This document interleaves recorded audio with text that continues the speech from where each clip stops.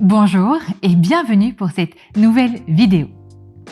Aujourd'hui, on se retrouve pour parler de la reprise du travail. Moi, je suis Audrey, infirmière clinicienne en périnatalité, fondatrice des centres périnataux Happy Mum and Baby et auteure du livre « Et tu deviendras mère ». L'heure du retour au travail a sonné. Oh, combien difficile ce moment. En effet, ça fait quelques semaines, quelques mois, quelques années peut-être que vous êtes avec votre enfant et il est temps de retourner sur le chemin du travail, le vôtre. Alors peut-être que vous avez votre entreprise, peut-être que vous travaillez quelque part. En tout cas, je sais que ce n'est pas facile. Alors, comment est-ce qu'on fait? Qu'est-ce que vous allez pouvoir mettre en place finalement pour vivre ce moment dans votre vie et celle de votre famille le plus sereinement possible? Tout d'abord, mon premier conseil, c'est l'anticipation. Dès que vous avez une date de retour au travail, anticipez les choses. Prévenez. C'est-à-dire que vous allez non seulement vous préparer vous en tant que mère, en tant que femme, mais vous allez aussi préparer votre enfant à cette séparation et la famille au complet. Alors n'attendez pas une semaine, 2 semaines avant la reprise de votre travail pour commencer à préparer toute la famille autour de cette reprise. Objectif numéro 1, trouver la personne de confiance. Et ça demande parfois du temps parce que vous allez attendre d'avoir confiance, d'avoir un coup de cœur, d'avoir le feeling avec une personne. C'est-à-dire que vous n'allez pas vous forcer. Parce que si vous vous forcez et que vous confiez votre enfant à une personne en qui vous n'avez pas confiance, sincèrement, ça fait beaucoup plus de charge mentale. Parce que il n'y a rien de pire que de ne pas avoir confiance en la personne qui va répondre aux besoins de votre enfant. Et parfois, ça demande du temps de trouver la perle rare ou de trouver simplement le milieu où votre enfant va évoluer. Coup de cœur. Justement, votre cœur, parlons-en. C'est lui qui va vous parler. C'est lui qui va vous dire c'est OK, je peux confier mon enfant à cette personne. Ou alors non, c'est pas OK, j'ai un doute. Et le doute exclut le doute.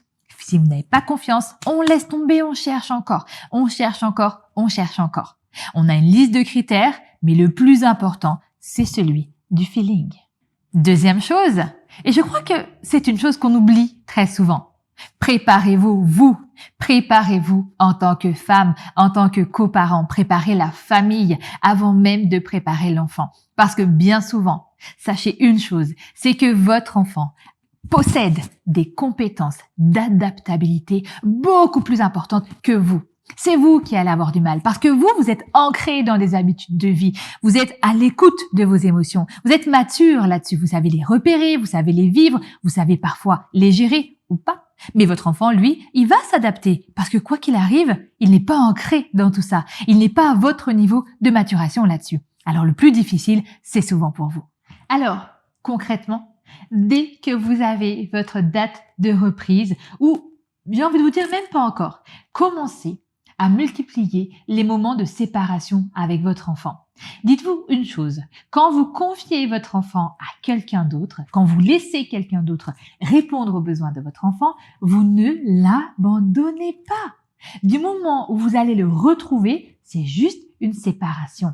Donc déjà, enlevez de votre tête ce sentiment un petit peu de « j'abandonne mon bébé, je le confie à quelqu'un d'autre ». Non, stop, vous n'abandonnez personne parce que vous retrouvez votre enfant. Abandonner quelqu'un, c'est le laisser, parfois même sans soin, parfois même sans personne qui va répondre à ses besoins, sans jamais le retrouver. Du moment où vous retrouvez votre enfant, chaque personne de la famille, en priorité vous et votre bébé, eh bien vous allez prendre confiance en chacun d'entre vous parce que vous allez vous séparer et vous allez vous retrouver. Et c'est ça qui va rassurer tout le monde. C'est de dire, OK, on n'a pas été ensemble pendant quelques heures, mais on se retrouve et on apprécie notre présence. On apprécie la présence mutuelle. Donc, rassurez-vous, quand vous partez travailler, quand vous êtes absente, que vous laissez une autre personne répondre aux besoins de votre bébé, vous ne l'abandonnez pas.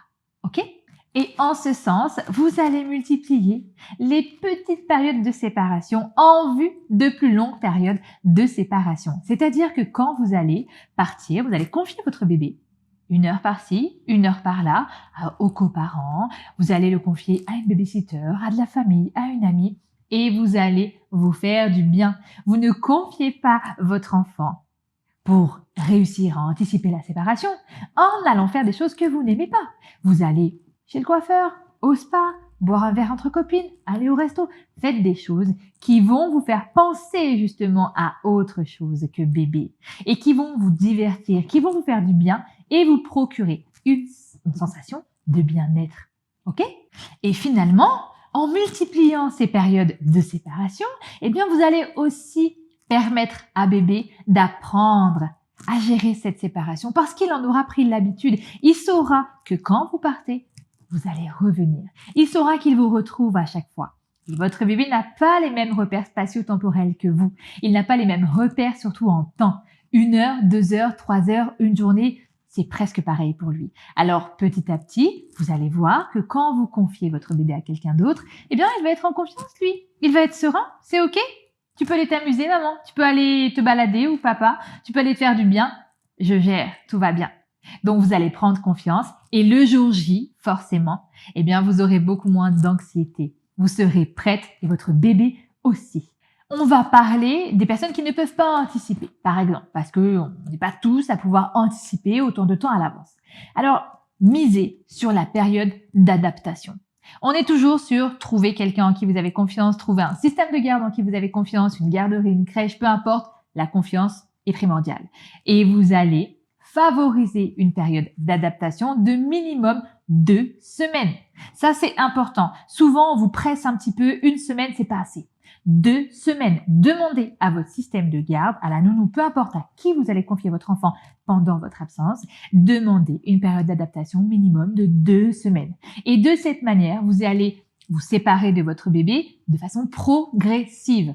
Vous allez passer du temps avec lui les 2 premières journées, vous restez une matinée avec lui. Ensuite, vous quittez 1 heure ou 2, ou la matinée complète, puis ensuite la matinée plus l'après-midi, puis une journée complète, puis vous allez évoluer comme ça tous les 2 jours. Ce serait l'idéal pour moi. Minimum 2 semaines de période d'adaptation. N'allez pas trop vite, parce que justement, c'est là où les choses sont parfois difficiles à vivre. Quand ça va trop vite pour nous. Quand au niveau émotionnel, on n'a même pas le temps de s'ajuster et ça entraîne cette espèce de sentiment de culpabilité et justement de non mise en confiance. Et si vous n'êtes pas en confiance, personne ne le sera et vous allez pouvoir mal vivre ce retour au travail. Alors, on récapitule. Première des choses, vous prenez le contrôle de la situation de votre côté. Vous trouvez une personne en qui vous avez confiance, une structure dans laquelle vous allez avoir confiance. Bien sûr, en vous aussi, il va être nécessaire d'avoir confiance. Ensuite, vous allez anticiper. Vous allez faire au plus loin en termes d'anticipation. Vous allez multiplier les séparations, vous allez vous faire du bien, vous allez vous préparer émotionnellement et affectivement à cette future séparation et donc au retour au travail. Et vous allez permettre de manière indirecte à bébé de se préparer ici et vous misez sur la période d'adaptation de minimum 2 semaines où vous augmentez petit à petit le temps où votre enfant va être confié à quelqu'un d'autre. Et si vous êtes en difficulté, n'oubliez pas, écrivez-nous, on peut peut-être vous aider.